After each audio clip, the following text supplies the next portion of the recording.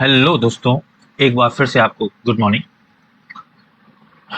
चलिए आज की क्लास एक नए कोट के साथ शुरुआत करते हैं। कोट है, शिक्षा सबसे सशक्त हथियार है जिससे दुनिया को बदला जा सकता है। नेल्सन मंडेला का ये कोट है और वो अपने आप में एक बहुत बड़ी शख्सियत थे। तो उन्होंने एजुकेशन को फोकस करते हुए ये कहा है कि शिक्षा सबसे सशक्त हथियार है, एक ऐसा उपकरण है, एक ऐसा साधन है जिससे हम दुनिया बदल सकते हैं। तो चलिए इसी कोट के साथ हम आज की क्लास शुरू करते हैं।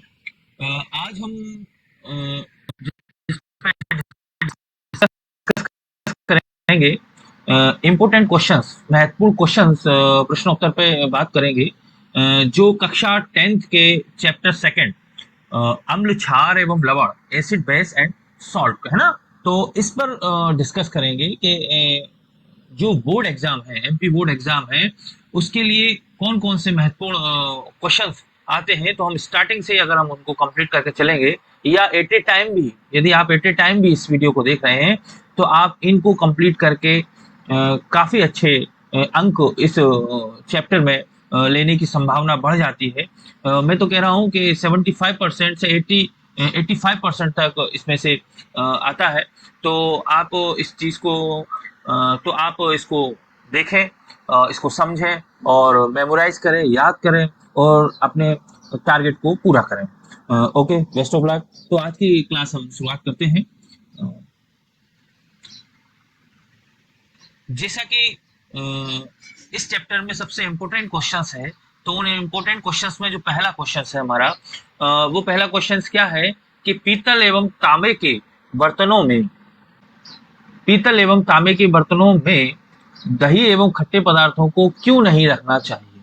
तो बहुत इंपॉर्टेंट क्वेश्चन है और ये बेसिकली केमिकल और मेटल है ना, धातु के साथ, एसिड की धातु के साथ जो क्रिया है उस क्रिया पर आधारित ये क्वेश्चन है। तो इसमें ये देखा गया है कि जैसे तांबा है, पीतल है, ये भी एक मेटल है ना, तो इनके साथ जब कोई दही या खट्टे पदार्थ, तो मतलब जिसमें एसिड है, वो रिएक्ट करता है तो क्या होता है, क्यों नहीं रखना चाहिए। तो इसका आंसर क्या है, यदि यदि पीतल और तांबे के बर्तन में दही या खट्टे पदार्थों को रखेंगे या रखे जाएंगे तो वो अम्लों की उपस्थिति के कारण धातु की सतह से क्रिया कर क्या निकालेंगे, विषैले यौगिकों का निर्माण करेंगे जो जो हमारे शरीर के लिए हानिकारक होंगे। इसलिए पीतल या तांबे के बर्तनों में इन पदार्थों को नहीं रखना चाहिए। तो जाहिर सी बात है कि मेटल और एसिड के बीच रिएक्शंस होती है। तो इस रिएक्शंस में आपको ध्यान हो, जब आगे इसको एक्सप्लेन करेंगे तो इसमें H2 गैस निकलती है और विषाक्त विषाक्त कंपाउंड बनते हैं, है ना, जो पॉइजनस कंपाउंड बनते हैं। तो उसका उपयोग करके कहीं ना कहीं हमारे हेल्थ को नुकसान पहुंचेगा। इसलिए हम इनको जो खट्टे पदार्थ है और जो दही है, लाइक, इनको हम पीतल या तांबे के बर्तनों में नहीं रखते। तो ये बहुत मोस्ट इंपोर्टेंट क्वेश्चन है। चलिए अगले क्वेश्चन पे हम डिस्कस करते हैं। अगला क्वेश्चन है हमारा, हाँ अगला क्वेश्चन है, इसी से रिलेटेड है, धातु के साथ क्रिया से रिलेटेड है कि जब धातु के साथ अम्ल की क्रिया होती है, धातु के साथ अम्ल की अभिक्रिया होने पर सामान्यतः कौन सी गैस निकलती है ना। तो एक उदाहरण के द्वारा समझाइए। तो इस गैस की उपस्थिति की जांच आप कैसे करेंगे। तो क्या होता है कि जब धातु के साथ अम्ल अभिक्रिया करता है, तो जैसे कि मैंने पहले भी बताया था, इसमें हाइड्रोजन गैस निकलती है। क्या निकलती है, हाइड्रोजन गैस निकलती है। H2 गैस जो है रिलीज होती है, निकलती है। तो ये एक स्पेशल कैरेक्टर भी शो करती है, जो अगले, ये भी बहुत इंपॉर्टेंट क्वेश्चन है जो आगे हम इसमें डिस्कस करेंगे, कि ये एक फट फट फट की आवाज जो है, वो फट फट की आवाज को मेंशन करती है। भी दी गई है कि देखें आप कि ये जिंक है ना, Zn जिंक है, और H2SO4 ये क्या है, डाइल्यूट एसिड है। क्या है, ये एसिड है। तो जब ये इससे रिएक्ट करता है तो आप देखेंगे कि ये ZnSO4 बना लेता है और H2 गैस क्या हो जाती है, ये इंक्रीज होती है और रिलीज होती है। तो हाइड्रोजन गैस रिलीज होती है, और हाइड्रोजन गैस को जब हम साबुन के घोल से गुजारते हैं तो ये बुलबुले उत्पन्न करती है, बबल्स बनते हैं। उन बुलबुलों के पास यदि हम जलती हुई मोमबत्ती को ले जाते हैं, उसकी फ्लेम को ले जाते हैं, तो वो फट फट की ध्वनि, है ना, फट फट की ध्वनि, ये इंडिकेशन होता है कि इसकी ध्वनि जो आवाज है वो फट फट की आवाज आती है। तो इससे ये इंडिकेशन होता है कि इसमें क्या हो रहा है, हाइड्रोजन गैस इसमें प्रोड्यूस हो रही है, निकल रही है। तो ये इंडिकेशन होता है। तो बहुत इंपॉर्टेंट क्वेश्चन है मेटल से रिलेटेड। और चलिए अगला क्वेश्चन क्या है हमारा, अगला क्वेश्चन है कि HCl या HNO3 आदि जलीय विलयन में अम्लीय अभिलक्षण क्यों प्रदर्शित करते हैं, जबकि अल्कोहल, ग्लूकोज जैसे यौगिकों के विलयनों में अम्लता के अभिलक्षण नहीं प्रदर्शित करते हैं। तो HCl या HNO3 का जो एक्वस विलयन होता है, जलीय विलयन होता है, वो एसिडिक होता है, जबकि अल्कोहल और ग्लूकोज का नहीं। तो क्यों, क्या रीजन है? तो आप देखेंगे कि जब HCl या HNO3 आदि जलीय विलयनों में अम्लीय अभिलक्षण गुण प्रदर्शित करते हैं, क्योंकि ये जलीय विलयन में आयनीकरण करके H आयंस उत्पन्न करते हैं। तो बेसिकली जो मेन खेल होता है कि आयन एसिड प्रदर्शित करने का, एसिड कैरेक्टर को शो करने का, वो क्या होता है, आयनीकरण, आयोनाइजेशन हो जाता है। अंग्रेजी में इसको इंग्लिश में बोलते हैं आयोनाइजेशन। क्या बोलते हैं, आयोनाइजेशन, आयोनाइजेशन। तो आयोनाइजेशन में जो H आयंस बनते हैं, इस H आयन की उपस्थिति के कारण वो एसिडिक नेचर शो करने लगता है, जबकि जबकि जबकि अल्कोहल और ग्लूकोज आयोनाइज नहीं होते, आयनीकरण नहीं करते। और है ना, H आयन उत्पन्न होने से क्या होता है, ये विद्युत के चालक होते हैं। कौन, एसिड जो है अम्ल का जलीय विलयन, जबकि अल्कोहल और ग्लूकोज आयंस उत्पन्न नहीं करते, आयनीकरण नहीं होता। तो ये विद्युत चालक के क्या नहीं होते हैं, ये सुचालक मतलब चालकता का गुण प्रदर्शित नहीं करते। तो ये भी मोस्ट इंपोर्टेंट क्वेश्चन है। नेक्स्ट क्वेश्चन पे डिस्कस करेंगे हम। हाँ, उसी से रिलेटेड है, उसमें हाफ हो गया है। ये भी कभी कभी ये 2 नंबर्स में, 2 नंबर्स में पूछ लिया जाता है कि अम्ल का जलीय विलयन क्यों विद्युत का चालन होता है। तो H आयंस बन रहा है, क्या बन रहा है, H आयन बन रहा है, हाइड्रोजन आयन बन रहा है, आयनीकरण की प्रोसेस हो रही है, तो इसलिए ये विद्युत का चालन करते हैं। नेक्स्ट क्वेश्चन देखते हैं। हाँ, नेक्स्ट क्वेश्चन क्या है, अम्ल को तनुकृत करते समय यह अनुशंसित करते हैं कि अम्ल को जल में मिलाना चाहिए, ना कि जल को अम्ल में। तो जब हम अम्ल का डाइल्यूट करते हैं, अम्ल को डाइल्यूट करते हैं, उसको आम बोलचाल की भाषा में ये कहें, उसको पतला करते हैं, उसकी जो सांद्रता है उस सांद्रता को हम कम करते हैं। तो हम देखते हैं कि अम्ल में जल को मिलाना चाहिए, है ना, किसी भी तरीके से वो डाइल्यूट हो। तो ऐसा क्यों होता है कि जो अम्ल है, अम्ल को एसिड को जल में मिलाया जाता है, ना कि, है ना, मिलाना चाहिए, मिलाया जाता है, ये भी बात सही है, और मिलाना चाहिए, और ये बात हाँ पूरी तरीके से प्रमाणित है। क्यों जल को अम्ल में क्यों नहीं मिलाना चाहिए, तो इसका एक स्पेशली रीजन है। रीजन क्या है कि जल में अम्ल को घुलने की प्रक्रिया अत्यंत ऊष्माक्षेपी होती है। ऊष्माक्षेपी, ऊष्माक्षेपी से आपको शायद रिकॉल हो रहा हो कि ऊष्माक्षेपी, जब ये चैप्टर्स आप देखेंगे, इसमें जब हम स्टार्ट करेंगे तो हम उसको डिस्कस डिटेल में करेंगे। अभी आपको थोड़ा सा ये बता दें कि ऊष्माक्षेपी अभिक्रिया वो होती है जिसमें ऊष्मा जो है निकलती है। क्या होती है, ऊष्मा, एनर्जी प्रोड्यूस होती है और बाहर निकलती है। तो ये वो तो एनर्जी या जो है हीट जो है रिलीज करने वाली प्रोसेस होती है। इसलिए जब ये प्रोसेस जल में जब अम्ल को मिलाते हैं तो ये ऊष्माक्षेपी है। इसलिए जल में किसी सांद्र अम्ल को सावधानी पूर्वक मिलाना चाहिए। अम्ल और जल को धीरे धीरे हिलाते रहना चाहिए, स्लोली स्लोली हिलाते रहना चाहिए। ऐसा ना करने पर क्या होता है, ऐसा ना करने पर अम्ल में जल मिलाने पर उत्पन्न ऊष्मा के कारण मिश्रण अविचलित होकर बाहर आ सकता है ना। तो उसकी फ्यूम बनकर बाहर आ सकती है। उसका टेम्परेचर, स्थायी टेम्परेचर से मतलब है वो जिस पात्र में है, जिस जिस जिस बर्तन में या जिस पात्र में हम उसको उपयोग कर रहे हैं, उसका टेम्परेचर। तो आप देखेंगे कि ग्लास के उसमें ही यूज करते हैं, हम टेस्ट ट्यूब में यूज करते हैं, बीकर में यूज करते हैं। तो वो सब किसके रहते हैं, ग्लास के रहते हैं। तो अगर हाई हीट बनेगी तो क्या होगा, इसका कांच का पात्र टूट जा सकता है, टूट जाएगा, हमें चोट भी लग सकती है, जो व्यक्ति उस प्रोसेस को कर रहा है उसको चोट भी लग सकती है, उसकी फ्यूम आंखों में भी जा सकती है। तो इन सब चीजों से बचने के लिए हम एसिड को वाटर में धीरे धीरे हिलाते हुए स्लो तरीके से हम उसमें करते हैं, इस प्रोसेस को करते हैं। इसको डाइलाइजेशन कहते हैं या तनुकरण कहते हैं, जिसमें एसिड की सांद्रता कम हो जाती है। तो ये भी एक इंपॉर्टेंट क्वेश्चन है। इसके अलावा नेक्स्ट क्वेश्चन पे डिस्कस करेंगे। नेक्स्ट क्वेश्चन पे डिस्कस क्या है कि आपके पास दो विलियन है, ए और बी।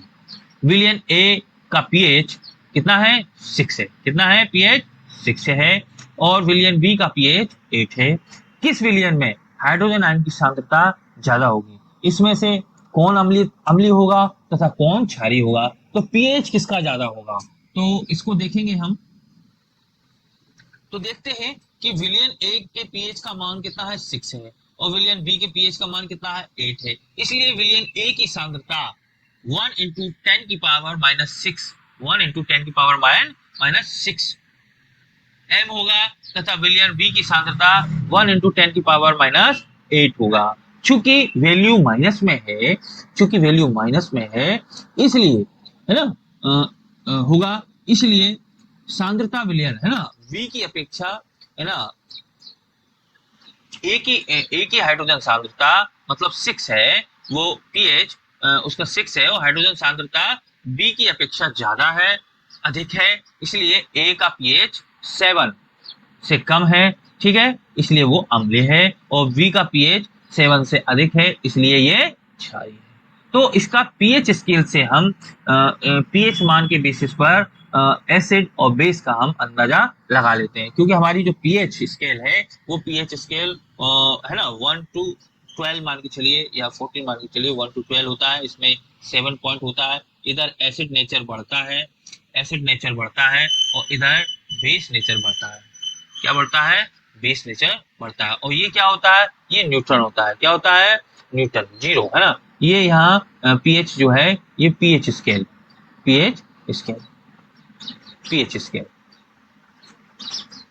तो ये इस तरीके से हम इसका पीएच स्केल से इसकी एसिडिटी या बेस हम पता कर लेते हैं। चलिए अगला क्वेश्चन भी बहुत इंपॉर्टेंट क्वेश्चन है, ये भी बहुत आता है। इसके यूजेस भी आते हैं, उपयोग भी आते हैं, साथ में इसकी जल के साथ क्रिया भी आती है। तो प्लास्टर ऑफ पेरिस है ना, प्लास्टर ऑफ पेरिस का जल के साथ अभिक्रिया के लिए समीकरण लिखिए। ये बहुत इंपॉर्टेंट है, मोस्टली हर वर्ष आता है। या तो इसके यूजेस पूछ लिए जाते हैं, या इसका इसकी जल के साथ क्रिया पूछ ली जाती है, या एक अलग तरीके से उसको भी हम आपको जहां तक हुआ कराएंगे। नहीं तो आप इसको भी मॉडिफाई करके, इसको भी थोड़ा सा चेंज करके आप लिख सकते हैं कि प्लास्टर ऑफ पेरिस को आर्द्रतारोही बर्तन में क्यों रखा जाता है। आर्द्रतारोही, यहाँ वर्ड क्या आया? एक आर्द्रतारोही। क्या आया? आर्द्रतारोही या आर्द्रतारोधी। तो रोधी का मतलब रुकावट, आर्द्रता माने नमी, नमी को रोकने वाले बर्तन में प्लास्टर ऑफ पेरिस, इसको आम बोलचाल में क्या बोलते हैं? POP, plaster of Paris, POP बोलते हैं। तो अमूमन हम लोग यूजेस करते हैं घर में प्लास्टर के बाद शाइनिंग लाने के लिए, डिजाइन लाने के लिए इसका यूज करते हैं। लेकिन साइंटिफिक स्तर पर बच्चे थोड़ा सा कम परिचित में रहते हैं, तो हम वही पीओपी है, ये वही पीओपी है। इसका यूजेस क्या होता है ना, और जल के साथ क्रिया किस प्रकार होती है। तो इस पे ये क्वेश्चन बहुत इंपॉर्टेंट है, आता है। तो आप देखेंगे कि प्लास्टर ऑफ पेरिस है ना, CaSO4 ½ ये इसका फॉर्मूला है।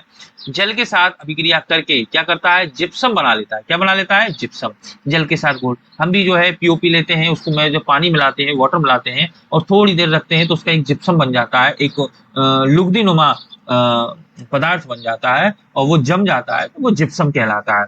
और उसको आधे घंटे रखने पर क्या हो जाता है? जमकर ठोस बन जाता है। इसकी रिएक्शन ये है ना, प्लास्टर ऑफ पेरिस ये हो गया। कैल्शियम सल्फेट बोलते हैं इसको, कैल्शियम सल्फेट का जलीय विलयन, ठीक है। ½ ये निकाला कैल्शियम सल्फेट का, है ना, और जल मिलाया और ये जिप्सम बन गया, ये इसको जिप्सम बन गया, ठीक है। यूजेस भी आते हैं, बहुत सारे यूज आते हैं। तो इसके यूज हम यहाँ आगे भी क्वेश्चंस में डिस्कस करेंगे, वरना यहाँ भी हम फर्स्ट है इसका, है ना, जो है सबसे पहले प्लास्टर हड्डी जोड़ने में क्या होता है? हड्डी जोड़ने में दूसरा है ना साज सज्जा में, मकानों की साज सज्जा जो होती है उसमें यूज होता है। तीसरा है ना मेडिकल मेडिकल कार्य या चिकित्सा कार्य से, है ना, इसमें सांचे बनाए जाते हैं, डेंटल्स लोग सांचे बनाते हैं। दूसरी बात है एंटिक पीस बनाने में, जैसे सपोज दैट मूर्तियां बनाने में, मूर्ति बनाने में, है ना। तो इस तरीके से ये जो मेन मेन इसके उपयोग है, यूज है, वो मैंने आपको उसमें डिस्कस किया। आगे इसको डिटेल से भी देखेंगे। अगला क्वेश्चन है, ये 2 नंबर में आ जाता है। जैसे अपच का उपचार करने के लिए निम्नलिखित में से कौन औषधि का उपयोग होता है? तो एंटी एसिड, क्योंकि एंटी एसिड में ही एसिड छुपा हुआ है। लास्ट में क्या है? एसिड। एंटी माने विरोध या अपोजिट, तो एसिड के विरोध में जो अपच किससे होता है? एसिडिटी बनने से, एसिड बनने से, है ना। अम्लता, जब स्टमक में अम्लता बन जाती है, एसिडिटी, एसिड बनता है, तो उस एसिड की वजह से ही हमको अपच होती है। तो एंटा एसिड का यूज किया जाता है। चलिए एक और क्रियाकलाप है, ये भी इंपॉर्टेंट क्रियाकलाप है, और इससे रिलेटेड क्वेश्चंस को चाहते हैं कि मान के चलिए कोई ग्वाला है ना, दूध बेचने वाला है, उसने ताजे दूध में क्या किया? थोड़ा सा बेकिंग सोडा मिला दिया, तो क्या होगा, है ना। अब क्वेश्चंस पूछा जा रहा है कि ताजे दूध में के पीएच मान को 6 से बदलकर थोड़ा क्षारीय क्यों बना देता है ना, क्या बना देता है? बेकिंग सोडा क्यों बना देता है? तो ताजा दूध क्या होता है? एसिडिक होता है, खट्टा होकर ये अम्लीय बना देता है। Baking soda nature by nature, baking soda क्या होता है? बेस होता है। तो जब बेस हम जब मिल्क में मिलाएंगे, दूध में मिलाएंगे जब हम बेस को, तो क्या होगा? वो उसके एसिड नेचर को क्या कर देगा? कम कर देगा, डिप्रेस कर देगा। तो इसकी वजह से जो दूध है वो खट्टा नहीं होगा। क्यों नहीं होगा? क्योंकि उसमें हमने बेस मिला दिया। बेस मिला दिया तो जो एसिड नेचर है वो एसिड नेचर पूरी तरीके से शो नहीं करेगा। तो दूध जो है अम्लीय होने से रोक लेंगे, तो वो जमेगा भी धीरे, है ना। इसी से नेक्स्ट क्वेश्चन, इसी से रिलेटेड वो बहुत सिंपली क्वेश्चंस हैं, आप एक बार समझ लेंगे तो सभी आएंगे। नेक्स्ट क्वेश्चन इसमें ये पूछा गया है कि इस दूध का, जिसमें मतलब बेकिंग सोडा मिलाया गया है, बेस मिलाया गया है, तो दही बनने में अधिक समय क्यों लेता है? तो नेचुरली बात है कि जब आप दूध का दही बनते हैं तो एसिड नेचर का होना बहुत जरूरी होता है। चूंकि है ना लैक्टिक एसिड बनता है, बनने के कारण उसका जो पीएच है वो कम हो जाता है। लेकिन क्षार की उपस्थिति, हमने जब बेकिंग सोडा डाल दिया तो ये जल्दी से अधिक अम्लीय नहीं होगा, उसको रोकेगा, बेस नेचर हो जाएगा। तो बेस को, है ना, बेस को फिर एसिड में चेंज होगा सपोज, है ना, तो उस वजह से उसको टाइम ज्यादा लगेगा। तो इसका दही बनने में टाइम ज्यादा लगता है, क्योंकि एसिड से हमने इसको बेस में कन्वर्ट कर दिया। नेक्स्ट क्वेश्चन है, ये भी बहुत इंपॉर्टेंट क्वेश्चन है कि धोने का सोडा, है ना, जो हम जनरली कपड़े धोने में यूज करते हैं वो सोडा, और एक है खाने का सोडा जिसको हम बेकिंग सोडा कहते हैं, जिसका उपयोग बेकिंग इंडस्ट्री में किया जाता है, और भरपूर मात्रा में बेकिंग इंडस्ट्री में, पूरा बेकिंग इंडस्ट्री बेकिंग सोडे पे ही डिपेंडेड होता है, और फर्मेंटेशन प्रोसेस पे डिपेंडेड होता है। तो एक बहुत छोटी प्राइमरी लेवल पे ये क्वेश्चन आता है कि खाने का सोडा और बेकिंग सोडे के यूजेस क्या है। तो देखिए, है ना, कपड़े धोने का सोडा है ये, है ना, धोने का सोडा, तो Na2CO3 sodium carbonate plus 10H2O, ये इसका फॉर्मूला है। इसके बाद इसका उपयोग, फर्स्ट यूजेस क्या है इसका? फर्स्ट यूजेस क्या है इसका? कांच इंडस्ट्री में, साबुन बनाने में, कागज उद्योगों में इसका उपयोग किया जाता है। ये 3 पॉइंट यहाँ लिख दिए, आप चाहो तो इनको 3 पॉइंट्स में भी, कांच इंडस्ट्री में भी उपयोग किया जाता है, साबुन बनाने में भी उपयोग किया जाता है, कागज को प्रोड्यूस करने में भी उपयोग किया जाता है। तो इस तरीके से 3 पॉइंटों में भी इसको ब्रेक डाउन करके हम इसको लिख सकते हैं। इसके अलावा नेक्स्ट जो है, हम इस पॉइंट के हिसाब से हम अगर सेकंड माने, तो सेकंड में क्या है? जल की स्थायी कठोरता, है ना, हार्डनेस होती है जो वाटर की, उस हार्डनेस को भी खत्म करने के लिए इसका उपयोग किया जाता है। तो अमूमन हम इसीलिए तो उपयोग करते हैं इसका, कि हम जब कपड़े धोते हैं तो पानी में जो हार्डनेस होती है, वो हार्डनेस कपड़ों को साफ नहीं होने देती, उसके मेल को निकालती नहीं है। तो इसका उपयोग जब हम करते हैं तो ये कपड़े की हार्डनेस, उसको वाटर की हार्डनेस को, पानी की हार्डनेस को समाप्त कर देती है, दूर कर देती है। और पानी जो है, पानी और इसका जो मिश्रण है, वो मिश्रण क्या करता है? कपड़े की गंदगी को खींच लेता है। तो ये बहुत इंपॉर्टेंट क्वेश्चन है। इसी में अगला जो देखेंगे हम बेकिंग सोडे का, तो बेकिंग सोडा, इसका जो फॉर्मूला है NaHCO3 है बेकिंग सोडा का। इसे खाने का सोडा भी कहते हैं, आम बोलचाल में क्या कहते हैं? खाने का सोडा। तो सोडियम बाइकार्बोनेट इसको हम कहते हैं केमिकली। और इसका यूजेस क्या है, सोडा वाटर बनाने में यूज होता है, सोडियम अम्ल अग्निशमन में किया जाता है इसका, है ना, फायर ब्रिगेड टाइप में उसमें किया जाता है। और ये एंटी एसिड का एक संगठक होता है ना। तो अभी आपने पढ़ा है ना कि एंटा एसिड का उपयोग हम अपच के रूप में करते हैं। तो जितने भी आपके प्रोडक्ट्स आते हैं रिलैक्सेशन वाले, चाहे वो इनो हो, चाहे वो, है ना, चाहे वो इनो हो, चाहे वो गैसेस हो, है ना, जितना भी पानी में जल में मिलाकर घोल तुरंत रिलीफ देने वाले, अम्लता को दूर करने वाले जितने भी प्रोडक्ट हैं, सब में एंड जो है बेकिंग सोडा ही यूज होता है। तो ये भी इंपॉर्टेंट क्वेश्चन है। इसके अलावा नेक्स्ट क्वेश्चन हम देखें। हाँ, नेक्स्ट क्वेश्चन में आयनीकरण के आधार पर अम्लों का विभाजन किन वर्गों में किया गया है। तो आयनीकरण के आधार पर अम्लों का विभाजन 2 वर्गों में किया गया है, प्रबल अम्ल और दुर्बल अम्ल। अब, है ना, अब धातुओं के साथ क्रिया, तो अम्ल सक्रिय धातु से क्रिया करते हैं। जिंक मैग्नीशियम, लोहा, मैग्नीज आदि इनके साथ क्रिया करके क्या बनाते हैं, हाइड्रोजन गैस निकालते हैं। या आप देखिए एक रिएक्शन ही देख लें, जिंक सल्फ्यूरिक अम्ल के साथ क्रिया करके ZnSO4 बना रहा है और H2 गैस रिलीज कर रहा है। इसी प्रकार से ये भी मेटल्स कोई भी चेंज हो जाए, धातु कोई भी चेंज हो जाए, रिएक्शन वो उसी तरीके से शो करता है ना। तो ये भी है, कभी आ जाता है, पूछ लेते हैं। क्षारकों के साथ क्रिया करके, तो HCl है, ये Cl है ना, अम्ल का ये Cl है। तो HCl जब NaOH के साथ क्रिया करता है तो इसमें क्या बनता है, वाटर बनता है। ये L है, वाटर बनता है। क्या बनता है, वाटर बनता है। और क्या बन जाता है, NaCl बन जाता है, लवण होता है, सॉल्ट, लवण होता है। ऐसे ही ये भी, इसमें भी लवण बन रहा है और जल बन रहा है ना। इसी प्रकार ये भी होता है। तो ये क्षारकों के साथ क्रिया है अम्ल की। ठीक है, सल्फाइड्स के साथ और वाई सल्फाइड्स के साथ देखेंगे आप, एक स्लाइड में इसको शो किया है। अम्ल धातु सल्फाइड और धातु बाई सल्फाइड से क्रिया करके SO2 गैस रिलीज करता है। इसके रिएक्शंस देखें आप, है ना, ये H2SO4 है और ये धातु सल्फाइड है ना, कैल्शियम सल्फाइड, तो कैल्शियम भी एक मेटल है। सोडियम बाई सल्फाइड, ये भी एक मेटल है ना, बाई सल्फाइड। तो ये इनके साथ रिएक्शंस करके क्या निकाल रहा है, SO2 गैस निकाल रहा है। ये दिखाता है, ये रिएक्शन होती है। नाइट्रेट के साथ एसिड क्या करता है, धातु नाइट्रेट से जो है सांद्र अम्ल के साथ क्रिया करके क्या बनाता है, HNO3 निकालता है। क्या निकालता है, HNO3, है ना, नाइट्रिक अम्ल, है ना, निकालता है। इसके अलावा धातु ऑक्साइड से अम्लों की क्रिया क्या करती है, धातु ऑक्साइड तनु अम्लों से क्रिया करके क्या बनाते हैं, धातु के लवण बनाते हैं। ये NaNO3 Cu, है ना, CuCl, Cl है, ये Cl2, CuCl। ये प्रिंटिंग में थोड़ा सा मिस्टेक हो गया है, तो ये चीज है। तो ये थे कुछ पहली सीरीज में, इस चैप्टर की पहली सीरीज में कुछ इंपॉर्टेंट क्वेश्चंस। अभी नेक्स्ट सीरीज और लाएंगे, इसमें एक पार्ट और लाएंगे जिसमें और इंपॉर्टेंट क्वेश्चंस है, जैसे एसिड बेस में डिफरेंस, क्या अंतर है। इसके अलावा और भी इंपॉर्टेंट क्वेश्चंस है, वो लाएंगे।